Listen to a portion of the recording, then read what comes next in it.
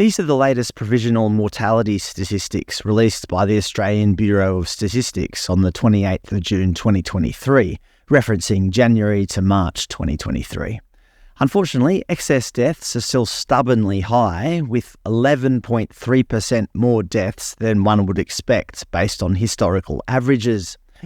Here is a graph of the baseline average deaths over the last 5 years, noting that 2022 has intentionally been excluded by the ABS due to the large number of excess deaths year-round, as shown in orange, and therefore is not indicative of a typical year for mortality in Australia. Similarly, 2020 has been excluded, except for the opposite reason. There were significantly less deaths than historical data would indicate. If we look at deaths so far in 2023, we can see that there are significantly more deaths than one would expect. It's not just by a small margin of error, it's a lot. There are still significantly more deaths occurring this year than history would indicate. The number of deaths is well above the baseline range. It's not some sort of anomaly of statistics. There are more people dying in Australia, and nobody seems to know why. According to this report, it's not COVID. In March 2023, there were 246 deaths due to COVID, which is 37.7% lower than the 395 deaths in March 2022. However, the same can't be said for other causes of death. Deaths due to dementia were 12.5% above the baseline average, with dementia largely affecting older people. More older people are dying than before the pandemic. It's almost like we failed at protecting our elderly folk, but for the wrong reasons.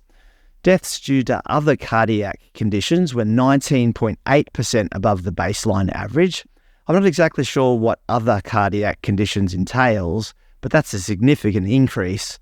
One would think that with such a massive increase of almost 20%, the government would be racing to work out what's going on. But no, as far as I can tell, these figures are just being quietly ignored. Deaths due to respiratory diseases were 10% above baseline average, with influenza and pneumonia deaths being 17.1% above baseline. You'd think with everything we've learnt about respiratory illness over the last few years, we'd be better placed to deal with regular illnesses such as the flu. But no, we seem to be worse off than ever before. Deaths due to cancer were also up at 8.3% above the baseline average. Apparently, ischemic heart disease is down 3.9%. That is, heart disease typically caused by the build-up of plaque in the major arteries. Remembering, though, that other cardiac conditions have significantly increased.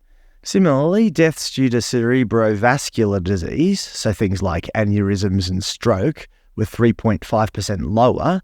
These typically affect older people as well, so although less older people are dying from stroke, this is well and truly offset by the number of people dying from dementia. Deaths due to diabetes were up a little bit at 3.2% above the baseline average in March, but don't let that fool you. In the first quarter of 2023, diabetes deaths were 17.9% higher than the baseline average, which is actually 4.1% below the same period in 2022.